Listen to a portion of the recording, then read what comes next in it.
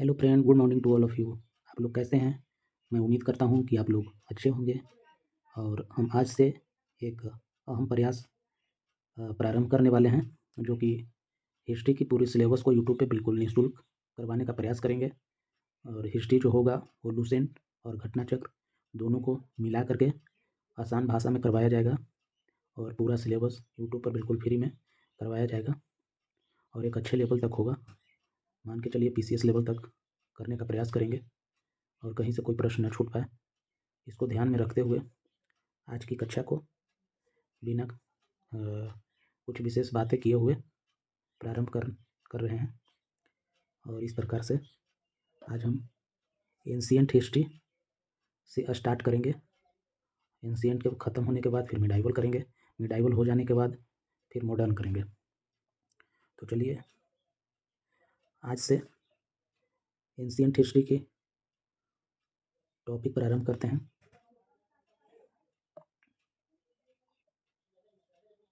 देखिए, हिस्ट्री कहते किसको हैं, थोड़ा हिस्ट्री के बारे में कुछ जान लेते हैं।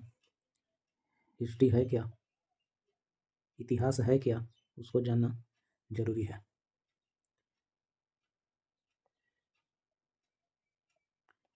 इतिहास जो है एक ग्रीक भाषा का शब्द है।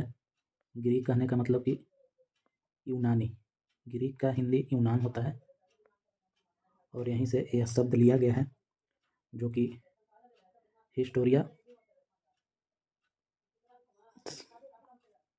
होता है।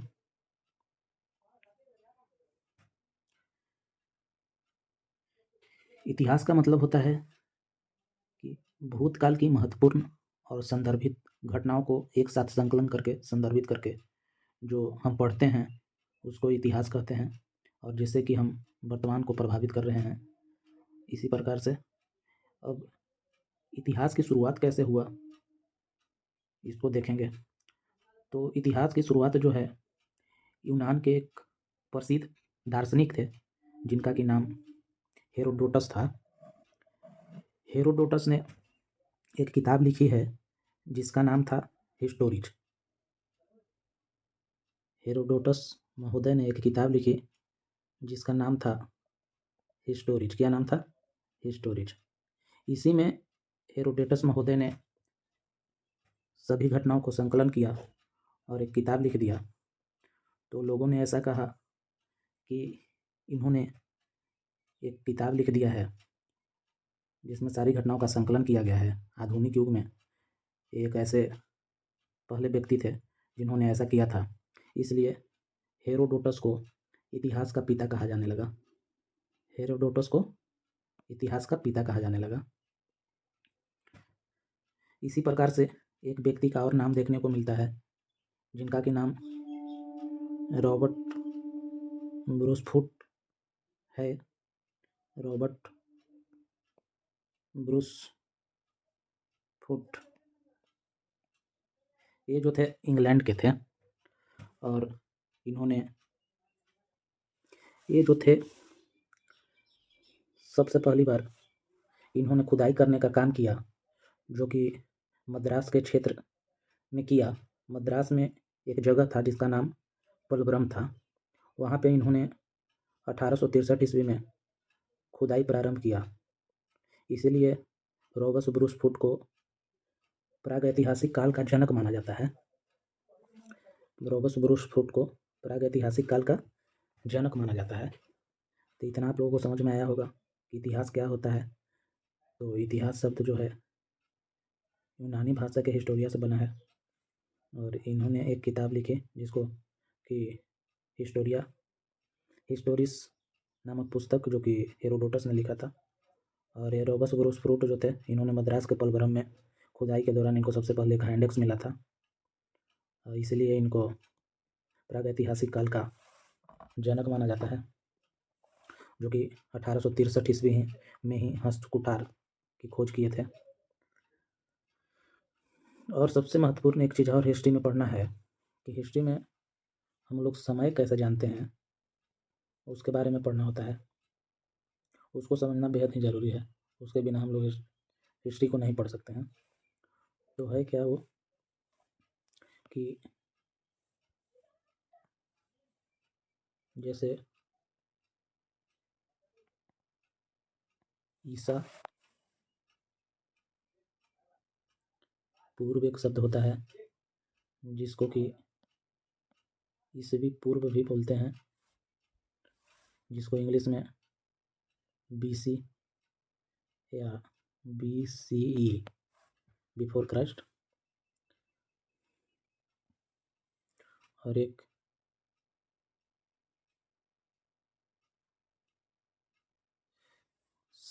इंग्लिश में CE, जिसको कि कॉमन ईरा बोलते हैं।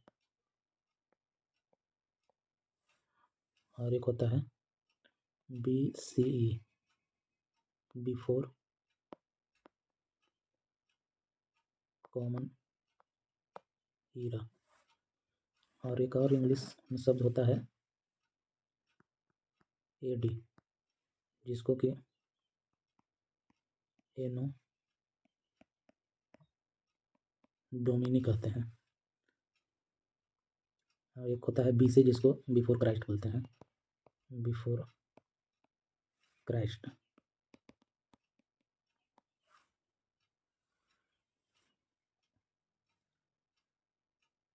फिर एक और हिंदी में शब्द होता है जिसको ईसवी बोलते हैं, ईसवी या इसी को ईसा भी बोलते हैं। ईसवी या ईसा पूर्व भी बोल सकते हैं इसको, ईसा पूर्व। चलिए थोड़ा डेट को समझ लेते हैं। इसको मिटाते हैं।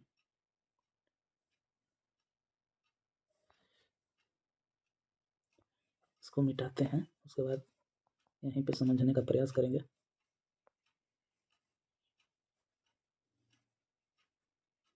तो चलिए, जैसे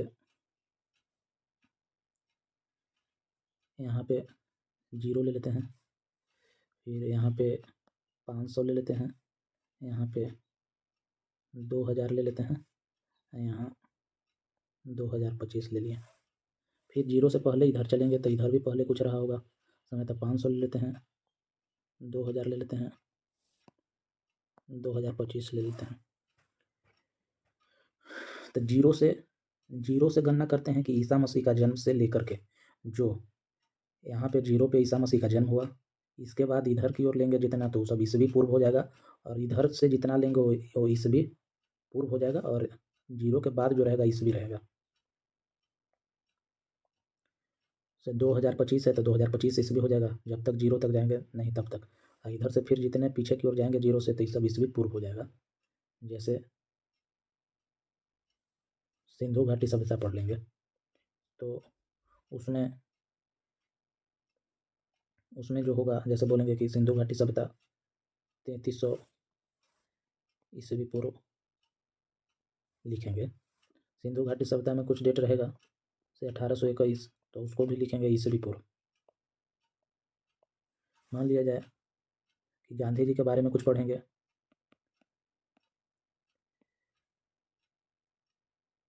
तो 1848 लिखेंगे ईस्वी, ये न कि ईस्वी पूर्व। ईस्वी पूर्व लिखेंगे गलत रहेगा, ईस्वी पूर्व। जैसे किसी ने आपसे पूछा कि 500 AD का मतलब क्या है, यानी कि 500 ईसा, तो हम लोग यहाँ से यहाँ जाएंगे।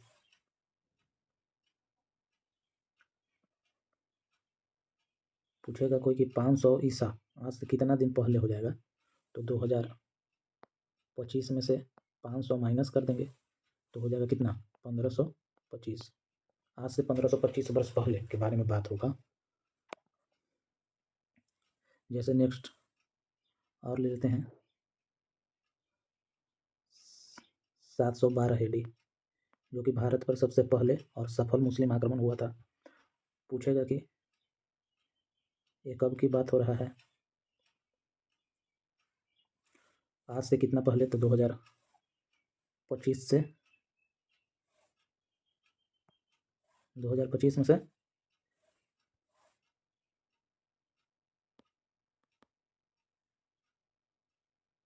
712 घटा लें, जो आएगा वो एडी हो जाएगा।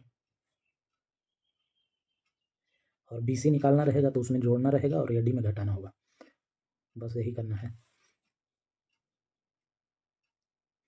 जैसे 500 BC के बारे में कुछ चर्चा किया जाएगा तो उसको 2025 में जोड़ लेंगे तो कितना का डिफरेंस हो जाएगा, तो 2025 माने 2525 का, 2525 साल पहले की बात होगा। तो आप लोग बिल्कुल समझ गए होंगे। इसको ख़त्म कर देते हैं। अब इसके बाद इतिहास पढ़ने मज़ा आएगा और समझ में भी आएगा।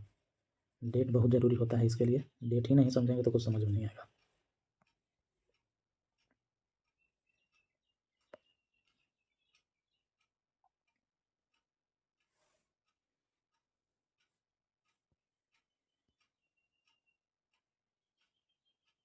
जैसे हिस्ट्री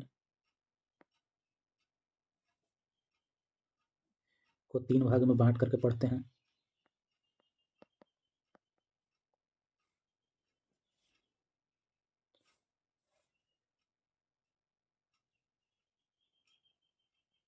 प्राग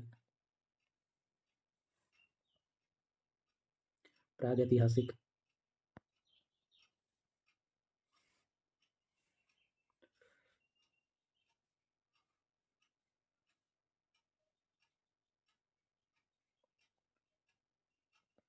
प्राग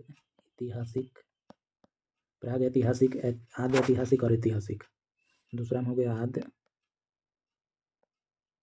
तीसरा में हो जाएगा ऐतिहासिक, ऐतिहासिक हो जाएगा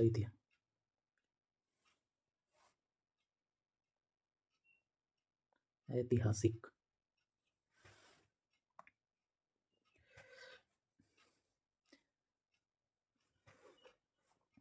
अब प्राग ऐतिहासिक क्या है, आद्य ऐतिहासिक क्या है, ऐतिहासिक क्या है? तो प्राग ऐतिहासिक में हमको कोई साक्ष्य नहीं मिला और आद्य से ऐतिहासिक में साक्ष्य मिला लेकिन पढ़ा नहीं गया, और ऐतिहासिक में साक्ष्य भी मिला और पढ़ा भी गया, तो वो ऐतिहासिक हो गया। ठीक है।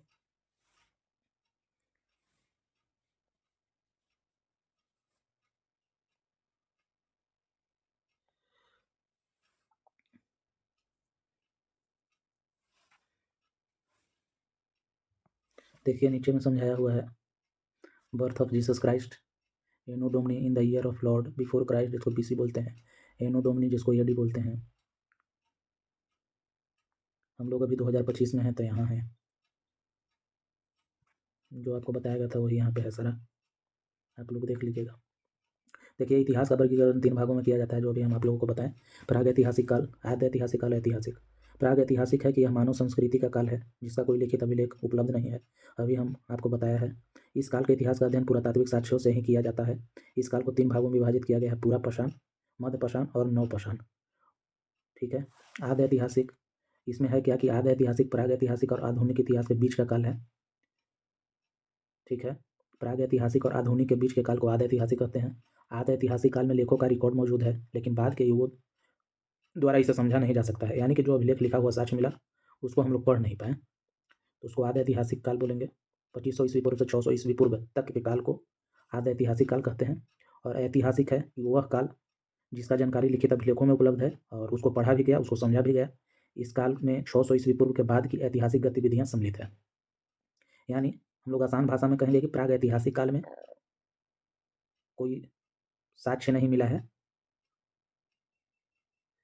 मतलब पुरातात्विक साक्ष्य मिला है, और आद्य ऐतिहासिक में लिखित साक्ष्य मिला है लेकिन पढ़ा नहीं गया, और ऐतिहासिक में लिखित साक्ष्य भी मिला है, खुदाई से पुरातत्व भी मिला है, लिखित साक्ष्य को पूर्ण रूप से पढ़ा भी गया है, समझा भी गया है, वो ऐतिहासिक हो गया।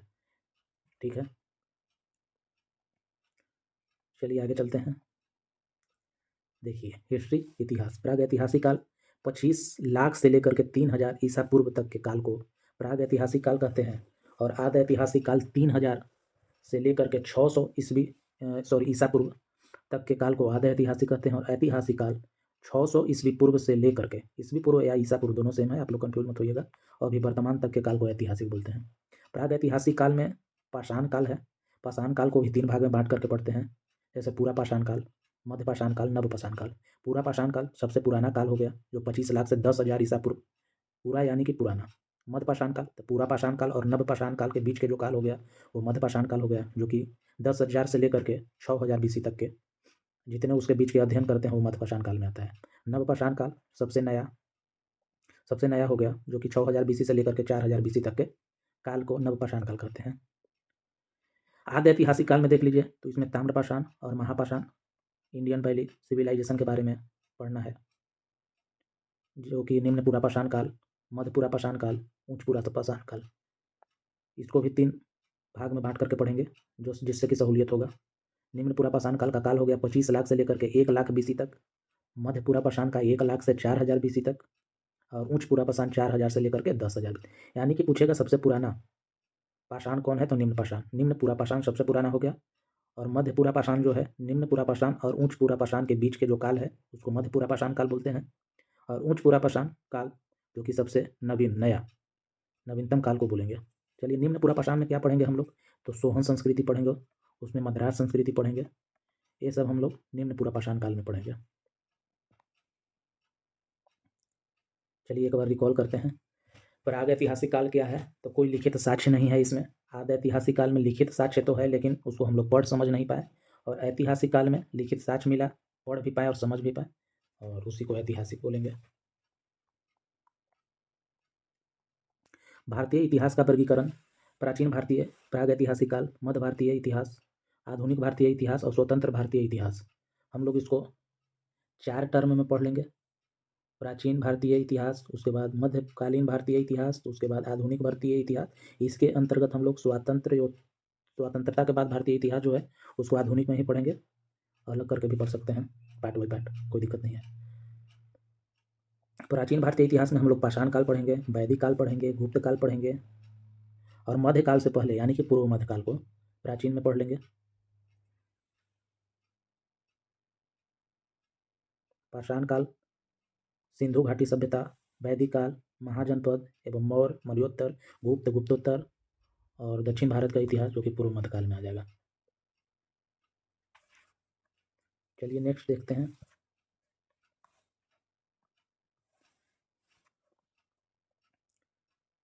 नेक्स्ट क्या है, भारत का नामकरण, यानी कि भारत का नामकरण कैसे हुआ, भारत का नाम भारत कैसे पड़ा, उसके बारे में भी जानकारी प्राप्त करना जरूरी है। किस आधार पे हम लोग भारत ही बोलते हैं और कोई नाम क्यों नहीं रखें, तो सबका अलग अलग कहना है, ठीक है। चलिए तो जानते हैं कि भारत का नामकरण कैसे हुआ, उसके बारे में कुछ जान लेते हैं। तो ऋग्वेद में ऐसा कहा गया है कि भरत नाम का एक कबीला था जिसके नाम पे भरत नाम पड़ा। तो भरत नाम का कबीला जो था बहुत ही विशाल और शक्तिशाली कबीला था, उसी के नाम पे, भरत कबीला के नाम पे ही हम लोगों के देश का नाम भारत रखा गया है, ऐसा कहा जाता है ऋग्वेद के अनुसार। फिर दूसरी कहानी यह है कि जैन ग्रंथ में कुछ ऐसा कहा गया है कि भगवान ऋषभ देव जो थे, जो कि जैन धर्म के पहले तीर्थंकर थे, और भगवान ऋषभ देव के बेटा जो थे उनका नाम भरत था, और उनके नाम पे ही भारत नाम पड़ा है, जैन ग्रंथ के अनुसार ऐसा है। अगर रामायण के अनुसार चलते हैं तो उसमें रामायण में राम जी के भाई जो थे वो भरत थे, उनके नाम पे, भरत के नाम पे भारत नाम पड़ा, ऐसा ऐसा कहा जाता है। फिर और आगे जब चलते हैं तो एक ग्रंथ और है जो कि वायु पुराण, उनका कहना है कि हमारा थोड़ा अलग है, क्या है तो देखते हैं।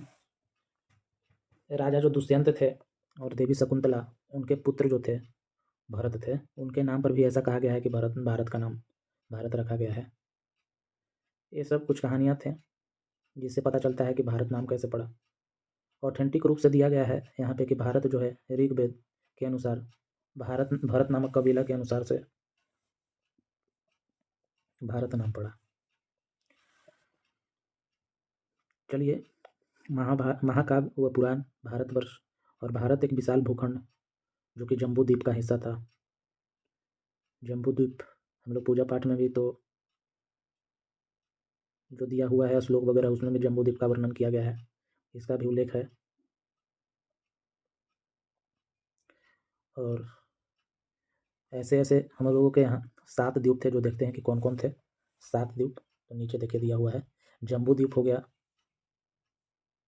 फिर प्लक्ष द्वीप हो गया, फिर सालमली द्वीप हो गया, फिर कुश द्वीप हो गया, क्रौंच द्वीप हो गया, शाक द्वीप हो गया, पुष्कर द्वीप हो गया।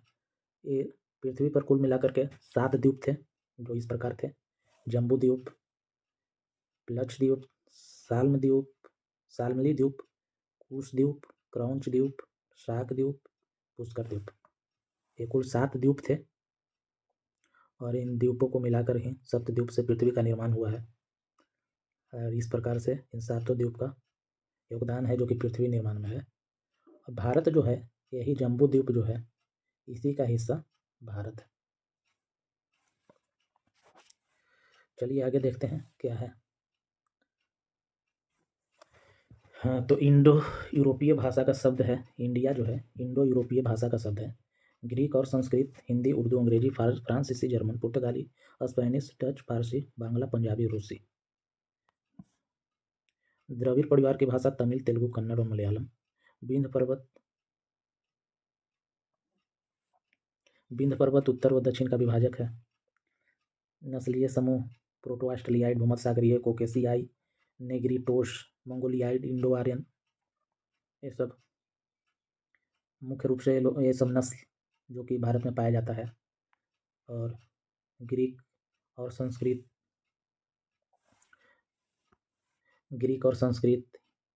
हिंदी, उर्दू, अंग्रेजी, फ्रांसीसी, जर्मन, पुर्तगाली, स्पेनिश, डच, फारसी, बांग्ला, पंजाबी, रूसी इंडो यूरोपीय भाषा में आता है। और विंध्य पर्वत जो है भारत को 2 भागों में बांटने का काम करती है। दक्षिण का विभाजक, दक्षिण में जो है द्रविड़ परिवार की भाषा बोली जाती है। द्रविड़ में क्या क्या है, तो तमिल हो गया, तेलुगु हो गया, कन्नड़ हो गया और मलयालम। और आप लोग देखें, ये सब नस्ल जो कि भारत में पाया जाता है, प्रोटो ऑस्ट्रेलियाइड हो गया, भूमध्यसागरीय, कोकेशियाई, नेग्रिटोस, मंगोलोइड्स, इंडो आर्यन और द्रविड़, ये सारा। Hello friend, good morning to all of you. आप लोग कैसे हैं? मैं उम्मीद करता हूं कि आप लोग अच्छे होंगे। और हम आज से एक अहम प्रयास प्रारंभ करने वाले हैं, जो कि हिस्ट्री की पूरी सिलेबस को यूट्यूब पे बिल्कुल निःशुल्क करवाने का प्रयास करेंगे। और हिस्ट्री जो होगा वो लुसेंट और घटनाचक्र दोनों को मिला करके आसान भाषा में करवाया जाएगा।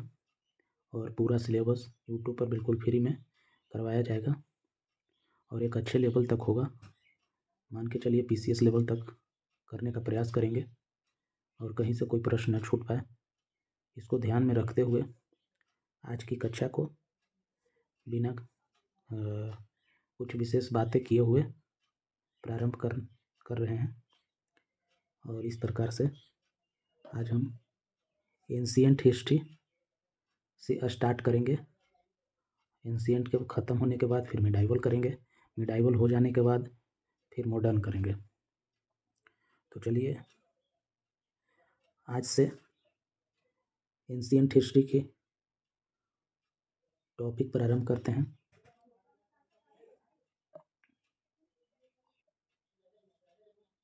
देखिए, हिस्ट्री कहते किसको हैं, थोड़ा हिस्ट्री के बारे में कुछ जान लेते हैं।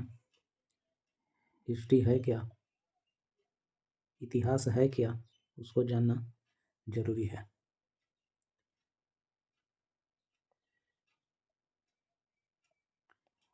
इतिहास जो है एक ग्रीक भाषा का शब्द है।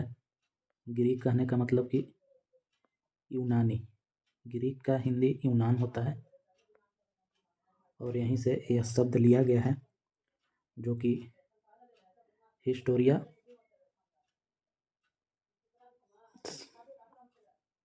होता है।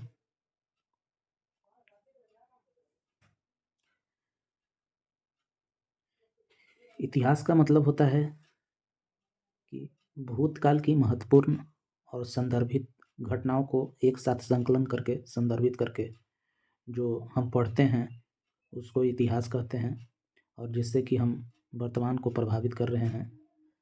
इसी प्रकार से अब इतिहास की शुरुआत कैसे हुआ इसको देखेंगे। तो इतिहास की शुरुआत जो है, यूनान के एक प्रसिद्ध दार्शनिक थे जिनका कि नाम हेरोडोटस था। हेरोडोटस ने एक किताब लिखी है जिसका नाम था हिस्टोरिज। हेरोडोटस महोदय ने एक किताब लिखी जिसका नाम था हिस्टोरिज। क्या नाम था? हिस्टोरिज। इसी में हेरोडोटस महोदय ने सभी घटनाओं को संकलन किया और एक किताब लिख दिया। तो लोगों ने ऐसा कहा कि इन्होंने एक किताब लिख दिया है जिसमें सारी घटनाओं का संकलन किया गया है। आधुनिक युग में एक ऐसे पहले व्यक्ति थे जिन्होंने ऐसा किया था, इसलिए हेरोडोटस को इतिहास का पिता कहा जाने लगा। हेरोडोटस को इतिहास का पिता कहा जाने लगा। इसी प्रकार से एक व्यक्ति का और नाम देखने को मिलता है जिनका कि नाम रॉबर्ट ब्रूसफुट है। रॉबर्ट ब्रूसफुट ये जो थे इंग्लैंड के थे, और इन्होंने ये जो थे सबसे पहली बार इन्होंने खुदाई करने का काम किया, जो कि मद्रास के क्षेत्र में किया। मद्रास में एक जगह था जिसका नाम पलवरम था। वहाँ पे इन्होंने 1863 ईस्वी में खुदाई प्रारंभ किया। इसीलिए रॉबर्ट ब्रूसफुट को प्रागैतिहासिक काल का जनक माना जाता है। रॉबर्ट ब्रूसफुट को प्रागैतिहासिक काल का जनक माना जाता है। तो इतना आप लोगों को समझ में आया होगा कि इतिहास क्या होता है। तो इतिहास शब्द जो है यूनानी भाषा के हिस्टोरिया से बना है, और इन्होंने एक किताब लिखी जिसको कि हिस्टोरिस नामक पुस्तक, जो कि हेरोडोटस ने लिखा था। और ये रॉबर्ट ब्रूसफुट जो थे, इन्होंने मद्रास के पलवरम में खुदाई के दौरान इनको सबसे पहले एक हैंडेक्स मिला था, इसलिए इनको प्रागैतिहासिक काल का जनक माना जाता है, जो कि 1863 ईस्वी में ही हस्तकुठार की खोज किए थे। और सबसे महत्वपूर्ण एक चीज़ और हिस्ट्री में पढ़ना है कि हिस्ट्री में हम लोग समय कैसे जानते हैं उसके बारे में पढ़ना होता है। उसको समझना बेहद ही ज़रूरी है। उसके बिना हम लोग हिस्ट्री को नहीं पढ़ सकते हैं। तो है क्या वो कि जैसे ईसा पूर्व एक शब्द होता है जिसको कि ईसवी पूर्व भी बोलते हैं, जिसको इंग्लिश में BC या BCE बिफोर क्राइस्ट। और एक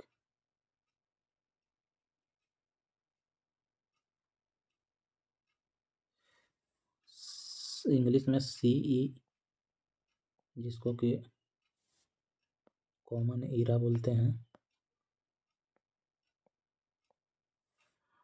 और एक होता है BCE before common Ira.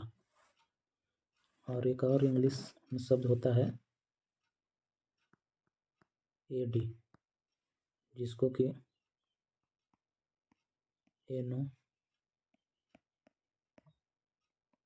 Duminy कहते हैं। और एक होता है BC जिसको बिफोर क्राइस्ट बोलते हैं। Before Christ.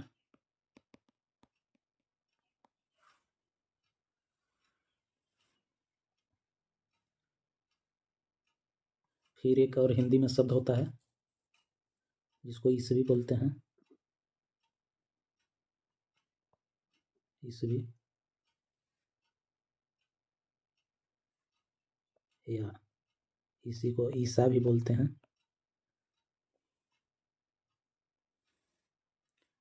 ईसवी या ईसा पूर्व भी बोल सकते हैं इसको, ईसा पूर्व।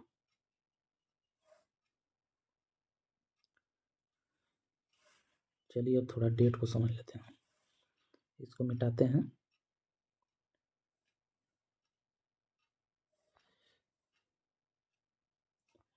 इसको मिटाते हैं, उसके बाद यहीं पे समझने का प्रयास करेंगे।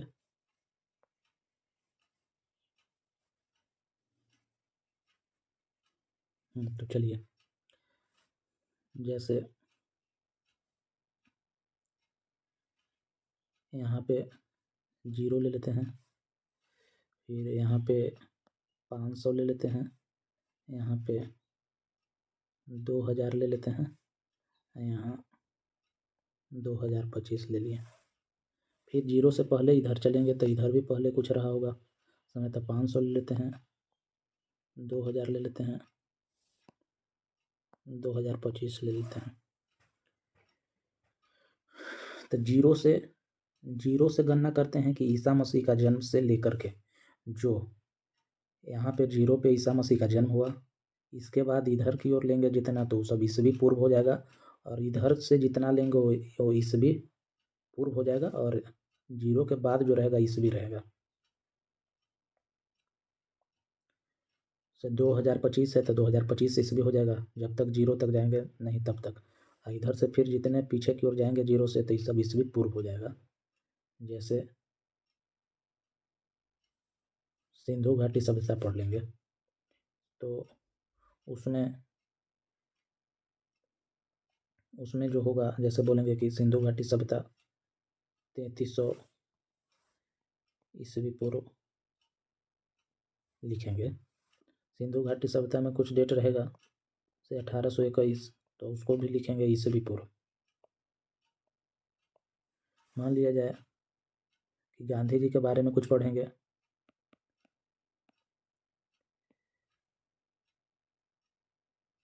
तो 1848 लिखेंगे ईस्वी, यानी कि ईस्वी पूर्व। ईस्वी पूर्व लिखेंगे गलत रहेगा, ईस्वी पूर्व।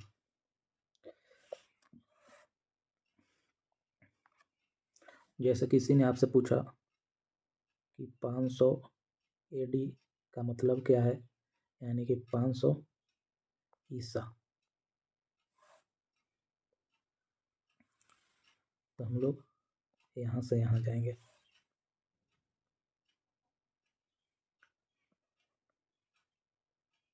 पूछेगा कोई कि 500 ईसा आज से कितना दिन पहले हो जाएगा, तो 2025 में से 500 माइनस कर देंगे तो हो जाएगा कितना, 1525। आज से 1525 वर्ष पहले के बारे में बात होगा। जैसे नेक्स्ट और ले लेते हैं 712 एडी, जो कि भारत पर सबसे पहले और सफल मुस्लिम आक्रमण हुआ था। पूछेगा कि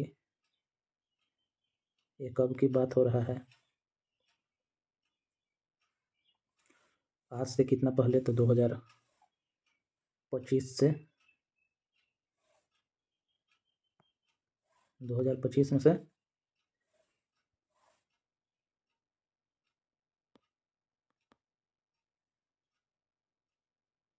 712 घटा लें, जो आएगा वो एडी हो जाएगा।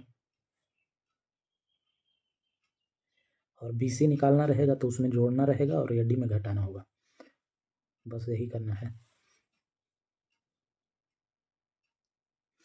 जैसे 500 बीसी के बारे में कुछ चर्चा किया जाएगा तो उसको 2025 में जोड़ लेंगे तो कितना का डिफरेंस हो जाएगा, तो 2025 माने 2525 का 2525 साल पहले की बात होगा।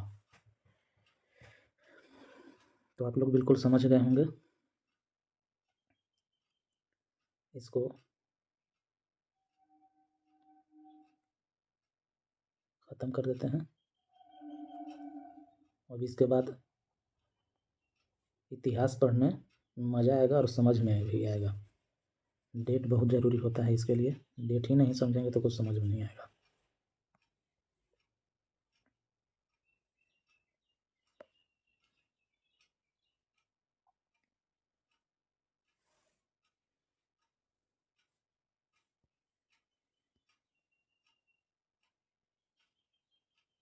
जैसे हिस्ट्री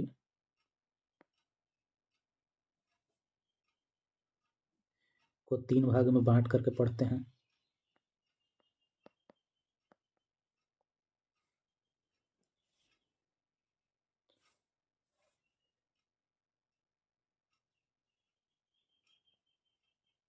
प्राग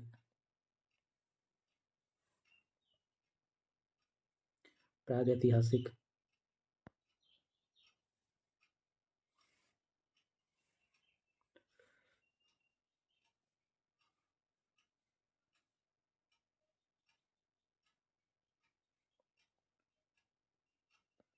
प्राग ऐतिहासिक, प्राग ऐतिहासिक, आद्य ऐतिहासिक और ऐतिहासिक।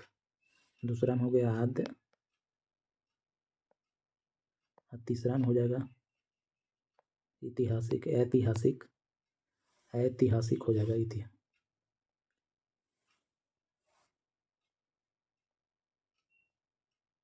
ऐतिहासिक।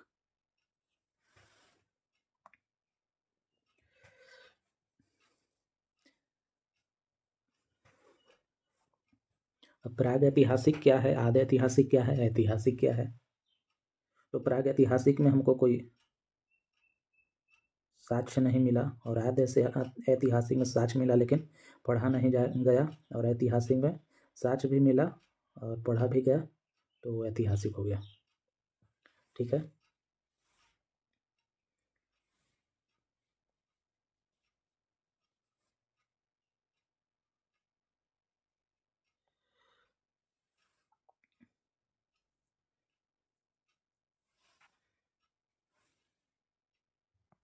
देखिए नीचे में समझाया हुआ है, birth of Jesus Christ, anno domini in the year of lord before Christ, जिसको बीसी बोलते हैं, एनो डोमनी जिसको एडी बोलते हैं। हम लोग अभी 2025 में हैं, तो यहाँ है जो आपको बताया गया था वही यहाँ पे है सारा, आप लोग देख लीजिएगा। देखिए इतिहास का वर्गीकरण 3 भागों में किया जाता है, जो अभी हम आप लोगों को बताएं। प्राग ऐतिहासिक काल, आद्य ऐतिहासिक काल, ऐतिहासिक। प्राग ऐतिहासिक है कि यह मानव संस्कृति का काल है जिसका कोई लिखित अभिलेख उपलब्ध नहीं है। अभी हम आपको बताया है। इस काल के इतिहास का अध्ययन पुरातात्विक साक्ष्यों से ही किया जाता है। इस काल को 3 भागों में विभाजित किया गया है, पूरा पाषाण, मध्य पाषाण और नवपाषाण। ठीक है। आद्य ऐतिहासिक, इसमें है क्या कि आद्य ऐतिहासिक प्राग ऐतिहासिक और आधुनिक इतिहास के बीच का काल है। ठीक है। प्राग ऐतिहासिक और आधुनिक के बीच के काल को आद्य ऐतिहासिक कहते हैं। आद्य ऐतिहासिक काल में लेखों का रिकॉर्ड मौजूद है, लेकिन बाद के युगों द्वारा इसे समझा नहीं जा सकता है। यानी कि जो अभिलेख लिखा हुआ साक्ष्य मिला उसको हम लोग पढ़ नहीं पाए, तो उसको आद्य ऐतिहासिक काल बोलेंगे।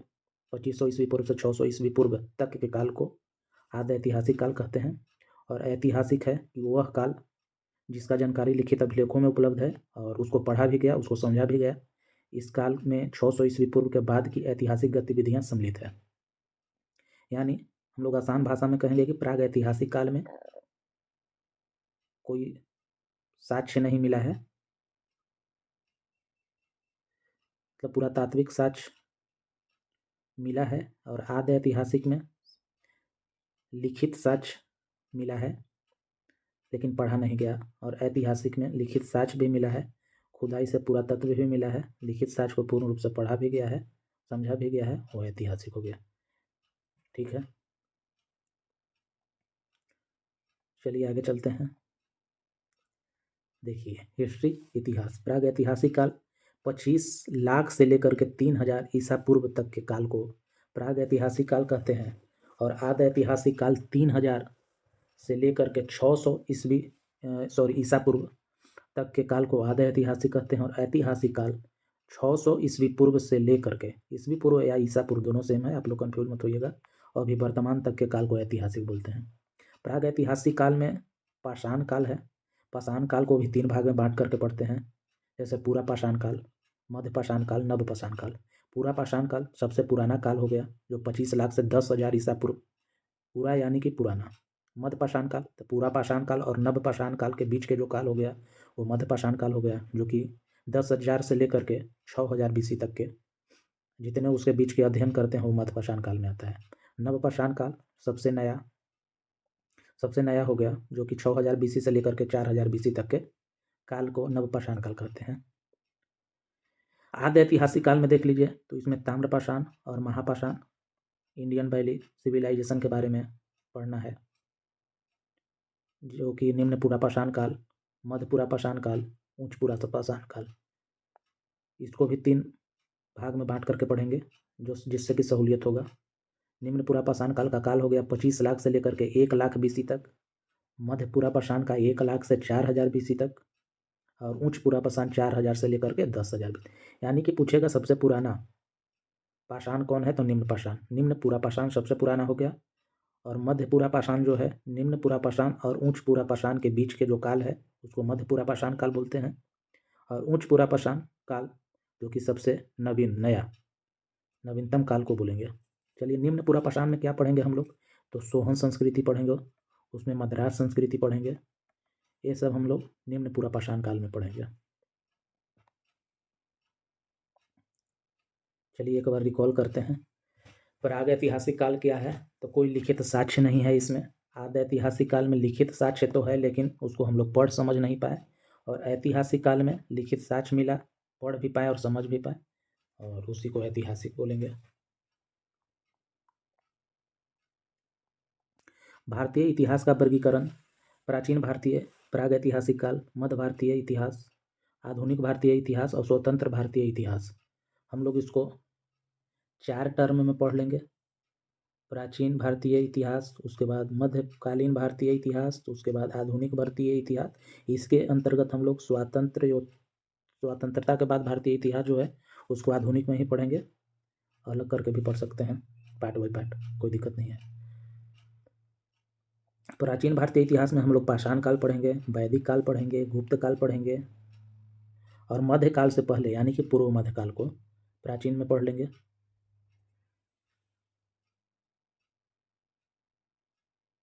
पाषाण काल सिंधु घाटी सभ्यता, वैदिक काल महाजनपद एवं मौर्य, मौर्योत्तर, गुप्त, गुप्तोत्तर, और दक्षिण भारत का इतिहास जो कि पूर्व मध्यकाल में आ जाएगा। चलिए नेक्स्ट देखते हैं।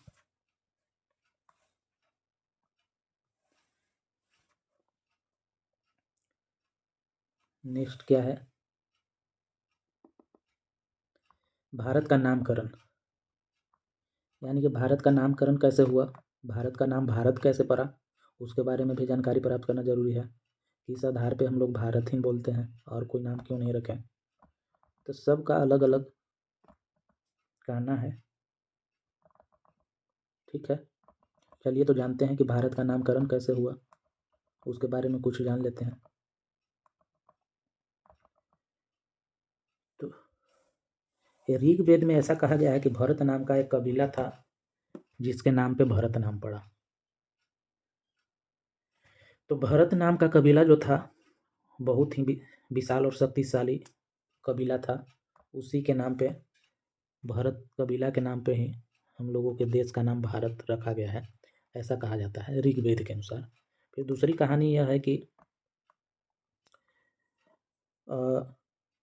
जैन ग्रंथ में कुछ ऐसा कहा गया है कि भगवान ऋषभ देव जो थे, जो कि जैन धर्म के पहले तीर्थंकर थे, और भगवान ऋषभ देव के बेटा जो थे उनका नाम भरत था, और उनके नाम पे ही भारत नाम पड़ा है। जैन ग्रंथ के अनुसार ऐसा है।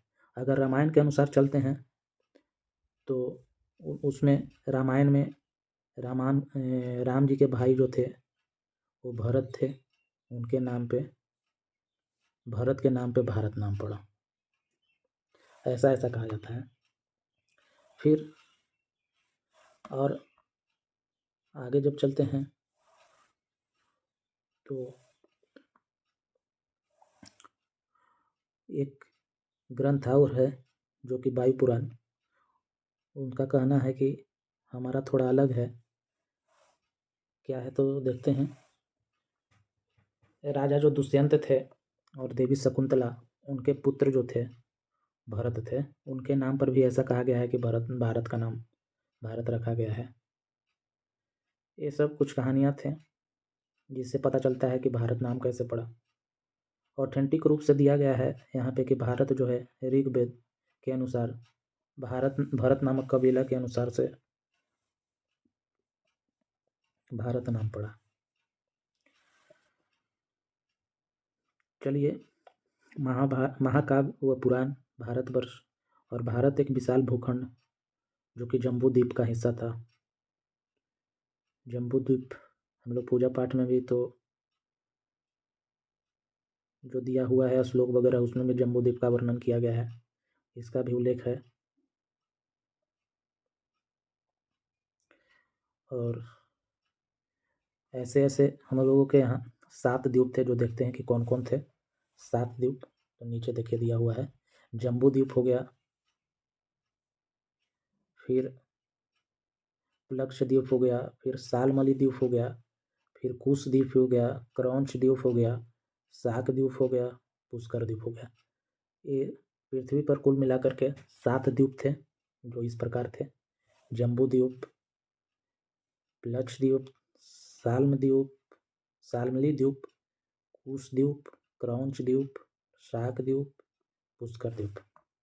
ये कुल 7 द्वीप थे और इन द्वीपों को मिलाकर ही सप्तद्वीप से पृथ्वी का निर्माण हुआ है। और इस प्रकार से इन 7 द्वीप का योगदान है जो कि पृथ्वी निर्माण में है। भारत जो है, यही जम्बू द्वीप जो है, इसी का हिस्सा भारत है। चलिए आगे देखते हैं क्या है।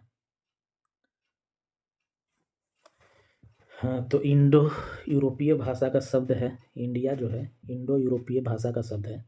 ग्रीक और संस्कृत, हिंदी, उर्दू, अंग्रेजी, फ्रांसीसी, जर्मन, पुर्तगाली, स्पेनिश, डच, फारसी, बांग्ला, पंजाबी, रूसी।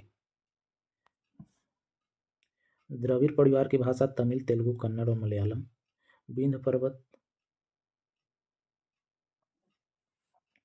विंध्य पर्वत उत्तर व दक्षिण का विभाजक है। नस्लीय समूह प्रोटो ऑस्ट्रेलियाइड, भूमध्यसागरीय, कोकेशियाई, नेग्रिटोस, मंगोलियाइड, इंडो आर्यन। ये सब मुख्य रूप से ये सब नस्ल जो कि भारत में पाया जाता है। और ग्रीक और संस्कृत,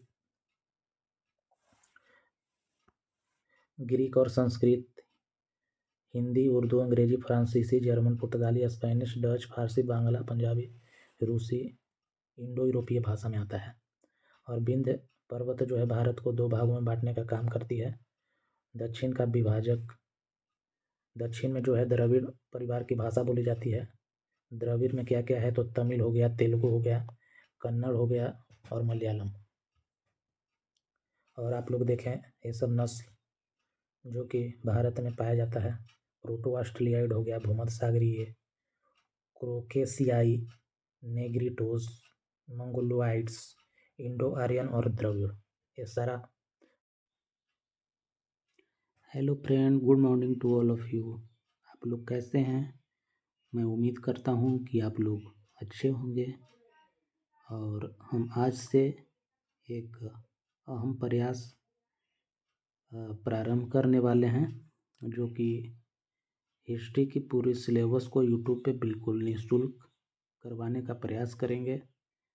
और हिस्ट्री जो होगा वो लूसेंट और घटनाचक्र दोनों को मिला करके आसान भाषा में करवाया जाएगा।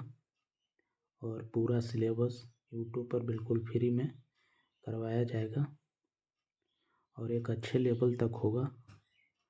मान के चलिए PCS लेवल तक करने का प्रयास करेंगे और कहीं से कोई प्रश्न न छूट पाए, इसको ध्यान में रखते हुए आज की कक्षा को बिना कुछ विशेष बातें किए हुए प्रारंभ कर रहे हैं। और इस प्रकार से आज हम एंशिएंट हिस्ट्री से स्टार्ट करेंगे। एंशिएंट के ख़त्म होने के बाद फिर मिडाइवल करेंगे। मिडाइवल हो जाने के बाद फिर मॉडर्न करेंगे। तो चलिए आज से एंशिएंट हिस्ट्री की टॉपिक प्रारंभ करते हैं।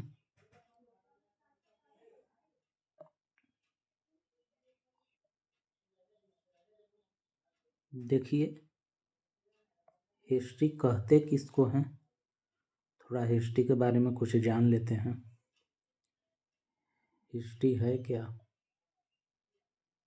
इतिहास है क्या, उसको जानना जरूरी है।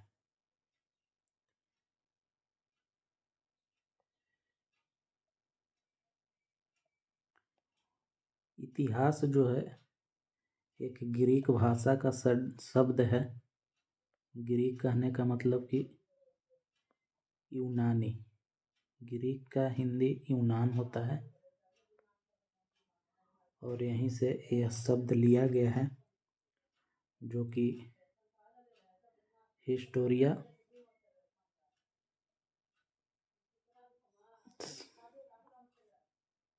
होता है।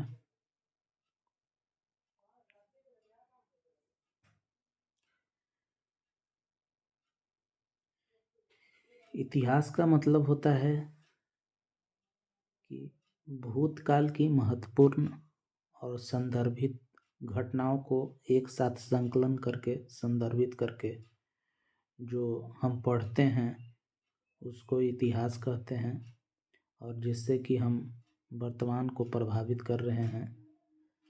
इसी प्रकार से अब इतिहास की शुरुआत कैसे हुआ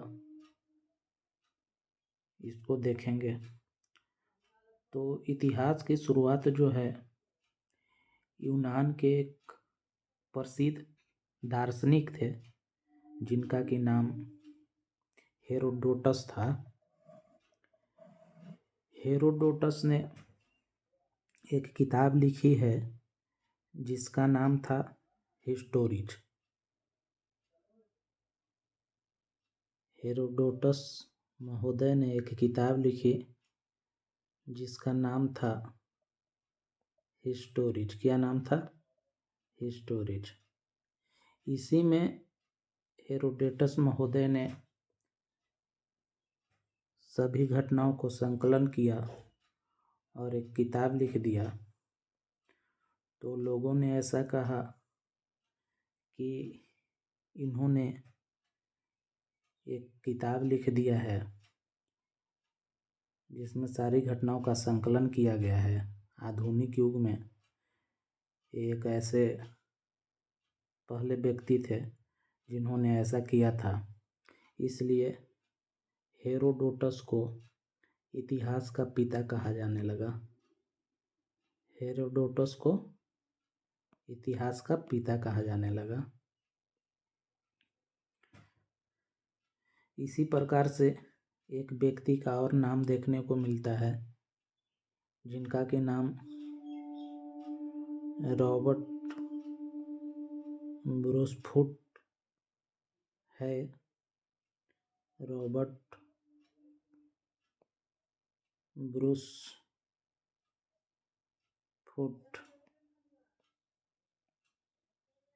ये जो थे इंग्लैंड के थे और इन्होंने ये जो थे सबसे पहली बार इन्होंने खुदाई करने का काम किया, जो कि मद्रास के क्षेत्र में किया। मद्रास में एक जगह था जिसका नाम पलवरम था। वहाँ पे इन्होंने 1863 ईस्वी में खुदाई प्रारंभ किया। इसीलिए रॉबर्ट ब्रूसफुट को प्रागैतिहासिक काल का जनक माना जाता है। रॉबर्ट ब्रूसफुट को प्रागैतिहासिक काल का जनक माना जाता है। तो इतना आप लोगों को समझ में आया होगा कि इतिहास क्या होता है। तो इतिहास शब्द जो है यूनानी भाषा के हिस्टोरिया से बना है और इन्होंने एक किताब लिखी जिसको कि हिस्टोरिस नामक पुस्तक, जो कि हेरोडोटस ने लिखा था। और एरोबस ग्रोसफ्रूट जो थे, इन्होंने मद्रास के पलवरम में खुदाई के दौरान इनको सबसे पहले एक हैंडेक्स मिला था, इसलिए इनको प्रागैतिहासिक काल का जनक माना जाता है, जो कि 1863 ईस्वी में ही हस्तकुठार की खोज किए थे।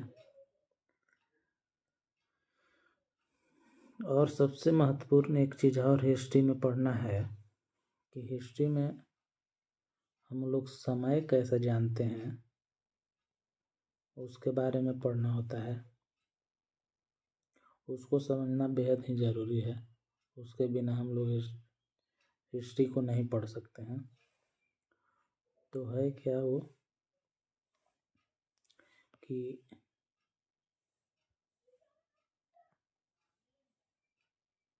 जैसे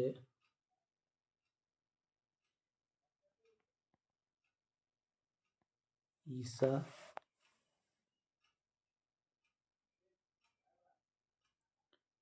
पूर्व एक शब्द होता है जिसको कि ईसवी पूर्व भी बोलते हैं, जिसको इंग्लिश में BC या BCE, बिफोर क्राइस्ट।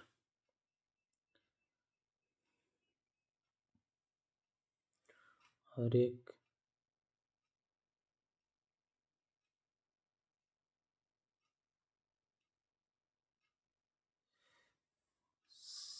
इंग्लिश में CE, जिसको कि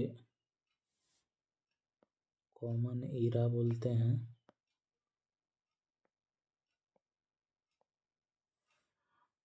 और एक होता है BCE, बिफोर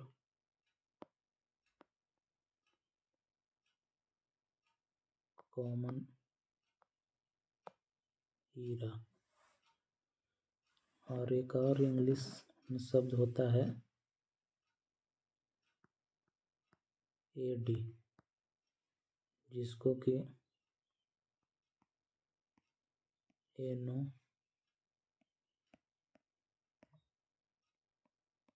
डोमिनी कहते हैं। और एक होता है BC, जिसको बिफोर क्राइस्ट बोलते हैं, बिफोर क्राइस्ट।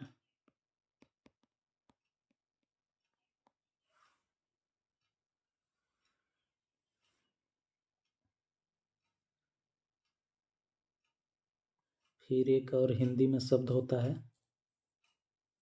जिसको ईसवी बोलते हैं,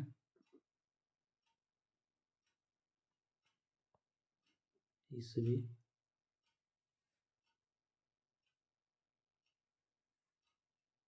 या इसी को ईसा भी बोलते हैं।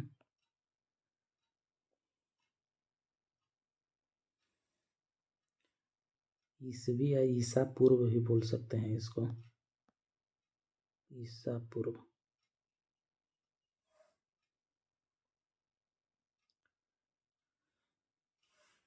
चलिए अब थोड़ा डेट को समझ लेते हैं। इसको मिटाते हैं।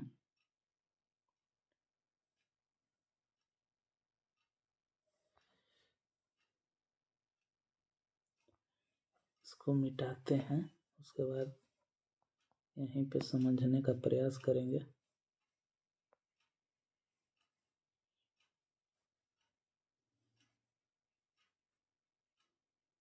तो चलिए, जैसे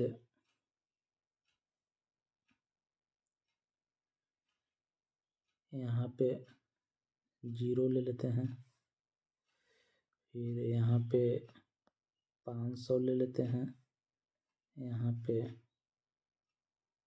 2000 ले लेते हैं।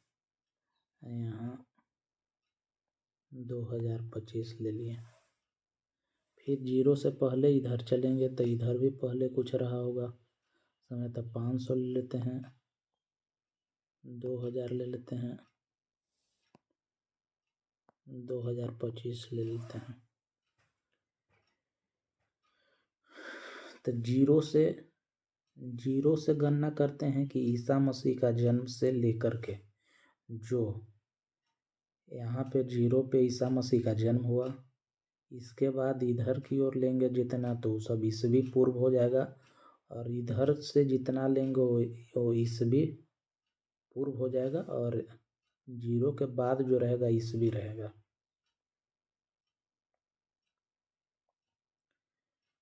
से 2025 है तो 2025 ईस्वी हो जाएगा, जब तक जीरो तक जाएंगे नहीं तब तक।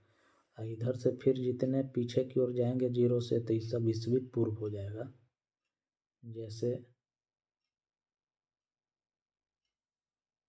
सिंधु घाटी सभ्यता पढ़ लेंगे तो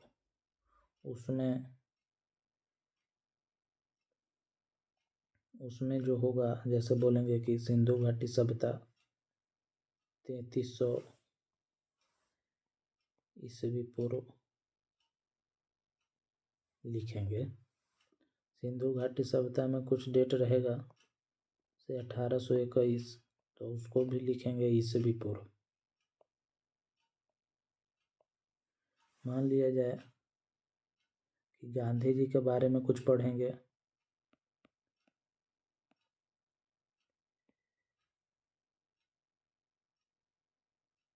तो 1848 लिखेंगे ईस्वी, ये न कि ईस्वी पूर्व। ईस्वी पूर्व लिखेंगे गलत रहेगा, ईस्वी पूर्व।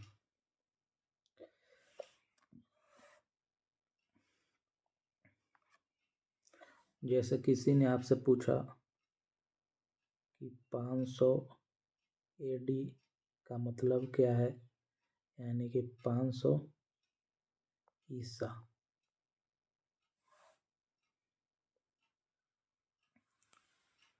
तो हम लोग यहाँ से यहाँ जाएंगे।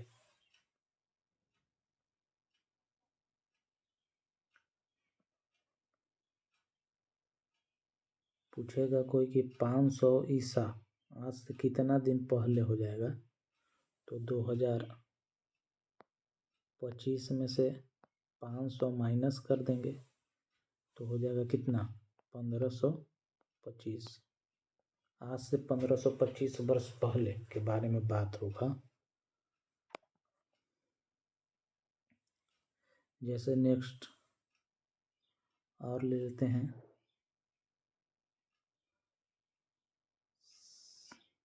712 AD, जो कि भारत पर सबसे पहले और सफल मुस्लिम आक्रमण हुआ था।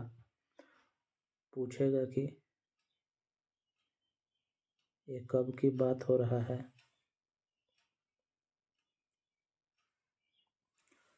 आज से कितना पहले, तो 2025 से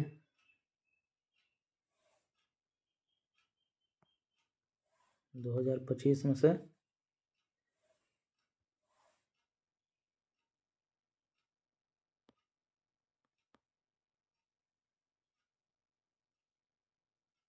712 घटा लें, जो आएगा वो AD हो जाएगा।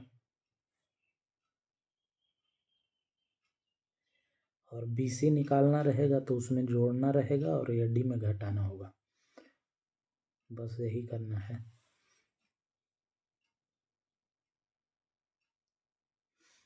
जैसे 500 BC के बारे में कुछ चर्चा किया जाएगा तो उसको 2025 में जोड़ लेंगे तो कितना का डिफरेंस हो जाएगा, तो 2025 माने 2525 का, 2525 साल पहले की बात होगा। तो आप लोग बिल्कुल समझ गए होंगे इसको।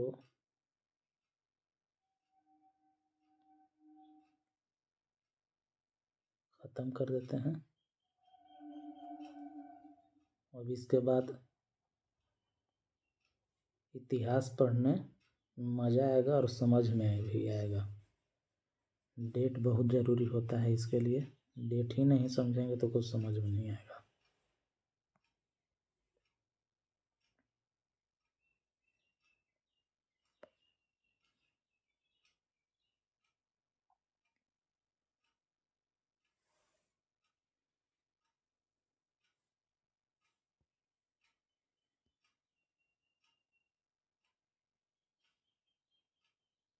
जैसे हिस्ट्री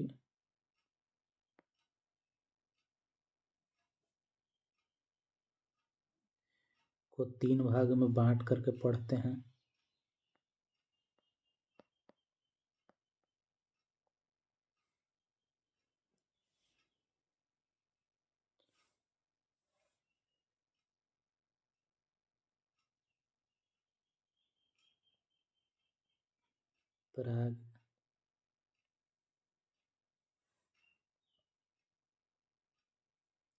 प्राग ऐतिहासिक,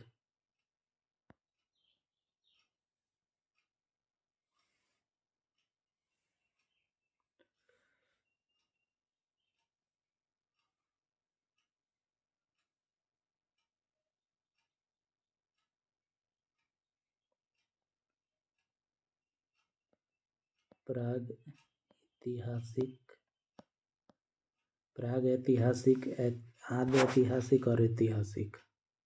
दूसरा में हो गया आद्य,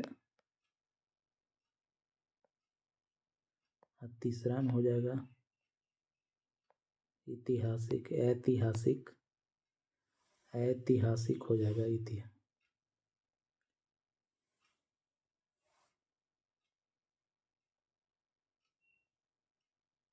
ऐतिहासिक।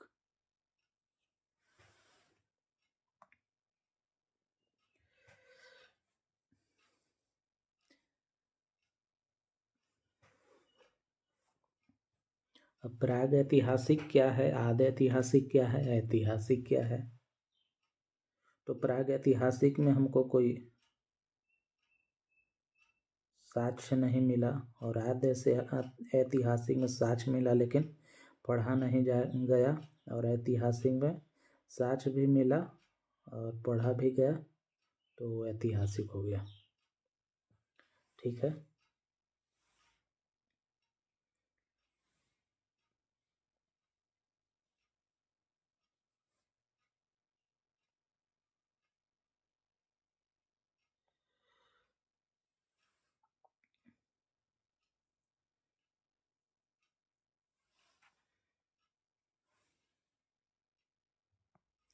देखिए नीचे में समझाया हुआ है, birth of Jesus Christ, anno domini in the year of lord before Christ, जिसको बीसी बोलते हैं, एनो डोमनी जिसको एडी बोलते हैं। हम लोग अभी 2025 में हैं, तो यहाँ हैं। जो आपको बताया गया था वही यहाँ पे है सारा, आप लोग देख लीजिएगा। देखिए इतिहास का वर्गीकरण 3 भागों में किया जाता है, जो अभी हम आप लोगों को बताएं। प्राग ऐतिहासिक काल, आद्य ऐतिहासिक काल, ऐतिहासिक। प्राग ऐतिहासिक है कि यह मानव संस्कृति का काल है जिसका कोई लिखित अभिलेख उपलब्ध नहीं है, अभी हम आपको बताया है। इस काल के इतिहास का अध्ययन पुरातात्विक साक्ष्यों से ही किया जाता है। इस काल को 3 भागों में विभाजित किया गया है, पूरा पाषाण, मध्य पाषाण और नव पाषाण। ठीक है। आद्य ऐतिहासिक, इसमें है क्या कि आद्य ऐतिहासिक प्राग ऐतिहासिक और आधुनिक इतिहास के बीच का काल है। ठीक है। प्राग ऐतिहासिक और आधुनिक के बीच के काल को आद्य ऐतिहासिक कहते हैं। आद्य ऐतिहासिक काल में लेखों का रिकॉर्ड मौजूद है, लेकिन बाद के युगों द्वारा इसे समझा नहीं जा सकता है, यानी कि जो अभिलेख लिखा हुआ साक्ष्य मिला उसको हम लोग पढ़ नहीं पाए, तो उसको आद्य ऐतिहासिक काल बोलेंगे। 2500 ईस्वी पूर्व से 600 ईस्वी पूर्व तक के काल को आद्य ऐतिहासिक काल कहते हैं। और ऐतिहासिक है कि वह काल जिसका जानकारी लिखित अभिलेखों में उपलब्ध है और उसको पढ़ा भी गया, उसको समझा भी गया। इस काल में 600 ईस्वी पूर्व के बाद की ऐतिहासिक गतिविधियां सम्मिलित है। यानी हम लोग आसान भाषा में कहेंगे कि प्राग ऐतिहासिक काल में कोई साक्ष्य नहीं मिला है, मतलब पुरातात्विक साक्ष्य मिला है। और आद्य ऐतिहासिक में लिखित साक्ष्य मिला है लेकिन पढ़ा नहीं गया। और ऐतिहासिक में लिखित साक्ष्य भी मिला है, खुदाई से पुरातत्व भी मिला है, लिखित साक्ष्य को पूर्ण रूप से पढ़ा भी गया है, समझा भी गया है, वो ऐतिहासिक हो गया। ठीक है, चलिए आगे चलते हैं। देखिए, हिस्ट्री, इतिहास। प्राग ऐतिहासिक काल 25 लाख से लेकर के 3000 ईसा पूर्व तक के काल को प्राग ऐतिहासिक काल कहते हैं।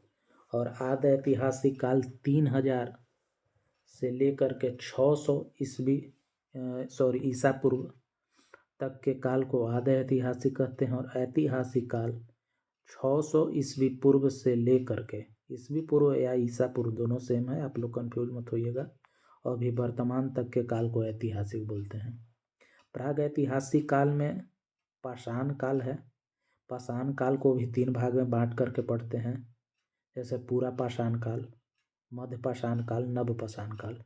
पूरा पाषाण काल सबसे पुराना काल हो गया, जो 25 लाख से 10,000 ईसा पूर्व, पूरा यानी कि पुराना।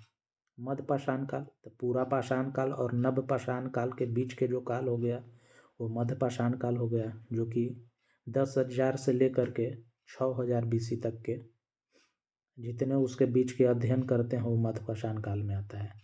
नव पाषाण काल सबसे नया हो गया, जो कि 6,000 बीसी से लेकर के 4,000 बीसी तक के काल को नव पाषाण काल कहते हैं। आद्य ऐतिहासिक काल में देख लीजिए तो इसमें ताम्रपाषाण और महापाषाण, इंडियन वैली सिविलाइजेशन के बारे में पढ़ना है, जो कि निम्न पूरा पाषाण काल, मध्य पूरा पाषाण काल, उच्च पूरा पाषाण काल। इसको भी 3 भाग में बांट करके पढ़ेंगे, जिससे कि सहूलियत होगा। निम्न पूरा पाषाण काल का काल हो गया 25 लाख से लेकर के 1 लाख बीसी तक। मध्य पूरा पाषाण का 1 लाख से 4,000 बीसी तक। और उच्च पूरा पाषाण 4,000 से लेकर के 10,000 बीसी। यानी कि पूछेगा सबसे पुराना पाषाण कौन है, तो निम्न पाषाण। निम्न पूरा पाषाण सबसे पुराना हो गया। और मध्य पूरा पाषाण जो है, निम्न पूरा पाषाण और उच्च पूरा पाषाण के बीच के जो काल है उसको मध्य पूरा पाषाण काल बोलते हैं। और उच्च पूरा पाषाण काल जो कि सबसे नवीनतम काल को बोलेंगे। चलिए, निम्न पूरा पाषाण में क्या पढ़ेंगे हम लोग, तो सोहन संस्कृति पढ़ेंगे, उसमें मद्रास संस्कृति पढ़ेंगे, ये सब हम लोग निम्न पूरा पाषाण काल में पढ़ेंगे।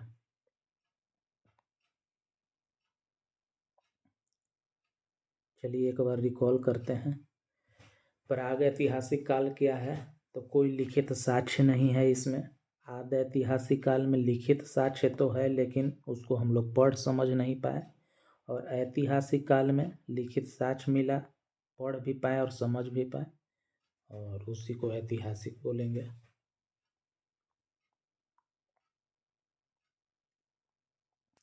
भारतीय इतिहास का वर्गीकरण। प्राचीन भारतीय, प्राग ऐतिहासिक काल, मध्य भारतीय इतिहास, आधुनिक भारतीय इतिहास और स्वतंत्र भारतीय इतिहास। हम लोग इसको 4 टर्म में पढ़ लेंगे। प्राचीन भारतीय इतिहास, उसके बाद मध्यकालीन भारतीय इतिहास, तो उसके बाद आधुनिक भारतीय इतिहास। इसके अंतर्गत हम लोग स्वतंत्रता के बाद भारतीय इतिहास जो है उसको आधुनिक में ही पढ़ेंगे। अलग करके भी पढ़ सकते हैं, पार्ट बाय पार्ट, कोई दिक्कत नहीं है। प्राचीन भारतीय इतिहास में हम लोग पाषाण काल पढ़ेंगे, वैदिक काल पढ़ेंगे, गुप्त काल पढ़ेंगे, और मध्यकाल से पहले यानी कि पूर्व मध्यकाल को प्राचीन में पढ़ लेंगे।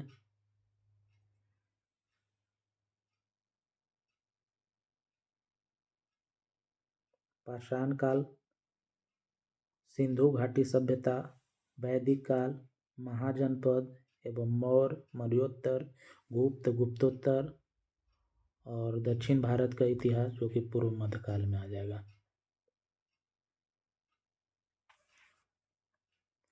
चलिए नेक्स्ट देखते हैं।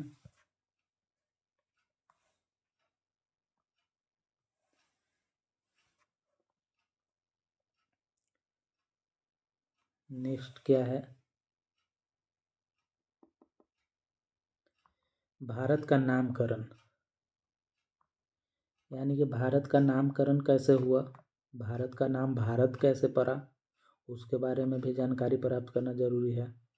किस आधार पे हम लोग भारत ही बोलते हैं और कोई नाम क्यों नहीं रखें, तो सबका अलग अलग कहना है। ठीक है, चलिए तो जानते हैं कि भारत का नामकरण कैसे हुआ, उसके बारे में कुछ जान लेते हैं।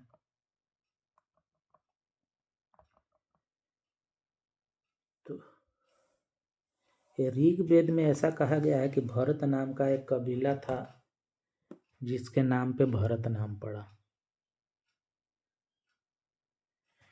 तो भरत नाम का कबीला जो था बहुत ही विशाल और शक्तिशाली कबीला था। उसी के नाम पे, भरत कबीला के नाम पे ही हम लोगों के देश का नाम भारत रखा गया है, ऐसा कहा जाता है ऋग्वेद के अनुसार।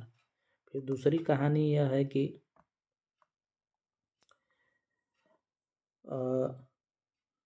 जैन ग्रंथ में कुछ ऐसा कहा गया है कि भगवान ऋषभ देव जो थे, जो कि जैन धर्म के पहले तीर्थंकर थे, और भगवान ऋषभ देव के बेटा जो थे उनका नाम भरत था और उनके नाम पे ही भारत नाम पड़ा है। जैन ग्रंथ के अनुसार ऐसा है। अगर रामायण के अनुसार चलते हैं तो उसमें रामायण में राम जी के भाई जो थे वो भरत थे, उनके नाम पे, भरत के नाम पे भारत नाम पड़ा, ऐसा ऐसा कहा जाता है। फिर और आगे जब चलते हैं तो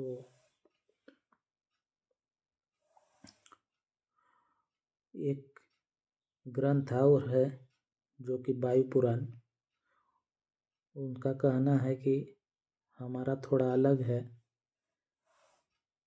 क्या है तो देखते हैं। राजा जो दुष्यंत थे और देवी शकुंतला, उनके पुत्र जो थे भरत थे, उनके नाम पर भी ऐसा कहा गया है कि भारत का नाम भारत रखा गया है। ये सब कुछ कहानियाँ थे जिससे पता चलता है कि भारत नाम कैसे पड़ा। ऑथेंटिक रूप से दिया गया है यहाँ पे कि भारत जो है ऋग्वेद के अनुसार भरत नामक कबीला के अनुसार से भारत नाम पड़ा।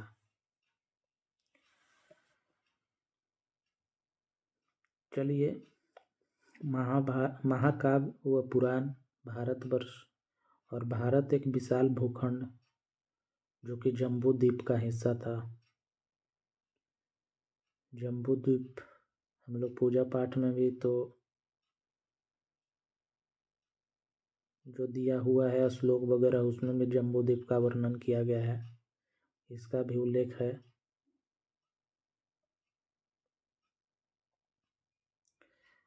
और ऐसे ऐसे हम लोगों के यहाँ 7 द्वीप थे, जो देखते हैं कि कौन कौन थे 7 द्वीप। तो नीचे देखिए दिया हुआ है। जम्बू द्वीप हो गया, फिर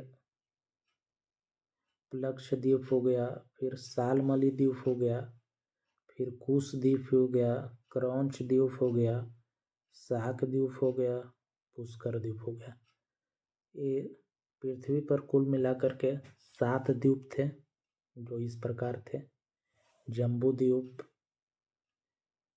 लक्षद्वीप, साल्म द्वीप, साल्मली द्वीप, कुश द्वीप, क्रौंच द्वीप, शाक द्वीप, पुष्कर द्वीप। ये कुल 7 द्वीप थे और इन द्वीपों को मिलाकर ही सप्तद्वीप से पृथ्वी का निर्माण हुआ है।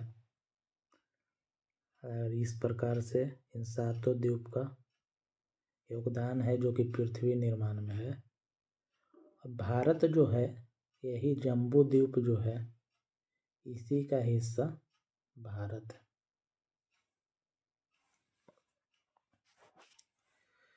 चलिए आगे देखते हैं क्या है। हाँ, तो इंडो यूरोपीय भाषा का शब्द है। इंडिया जो है इंडो यूरोपीय भाषा का शब्द है। ग्रीक और संस्कृत, हिंदी, उर्दू, अंग्रेजी, फ्रांसीसी, जर्मन, पुर्तगाली, स्पेनिश, डच, फारसी, बांग्ला, पंजाबी, रूसी। द्रविड़ परिवार की भाषा तमिल, तेलुगु, कन्नड़ और मलयालम।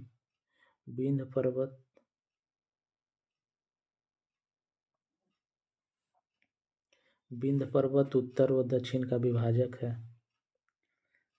नस्लीय समूह: प्रोटो ऑस्ट्रेलियाइड, भूमध्यसागरीय, कोकेशियाई, नेग्रिटोस, मंगोलियाइड, इंडो आर्यन।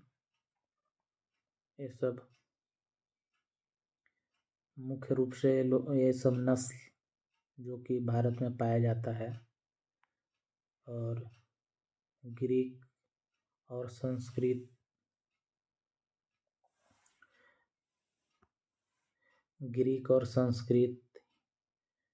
हिंदी, उर्दू, अंग्रेजी, फ्रांसीसी, जर्मन, पुर्तगाली, स्पेनिश, डच, फारसी, बांग्ला, पंजाबी, रूसी इंडो यूरोपीय भाषा में आता है। और विंध्य पर्वत जो है भारत को 2 भागों में बांटने का काम करती है। दक्षिण का विभाजक, दक्षिण में जो है द्रविड़ परिवार की भाषा बोली जाती है। द्रविड़ में क्या क्या है तो तमिल हो गया, तेलुगु हो गया, कन्नड़ हो गया और मलयालम। और आप लोग देखें ये सब नस्ल जो कि भारत में पाया जाता है: प्रोटो ऑस्ट्रेलियाइड हो गया, भूमध्यसागरीय, कोकेशियाई, नेग्रिटोस, मंगोलोइड्स, इंडो आर्यन और द्रविड़। ये सारा नस्ल भी भारत में पाए जाते हैं।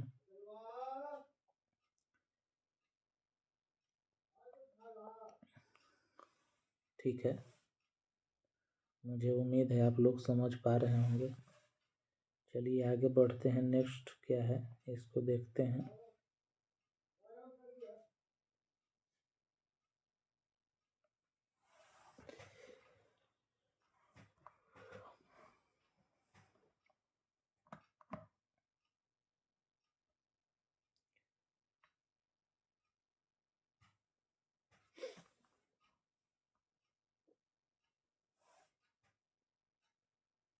ये हमारे आज की क्लास थी।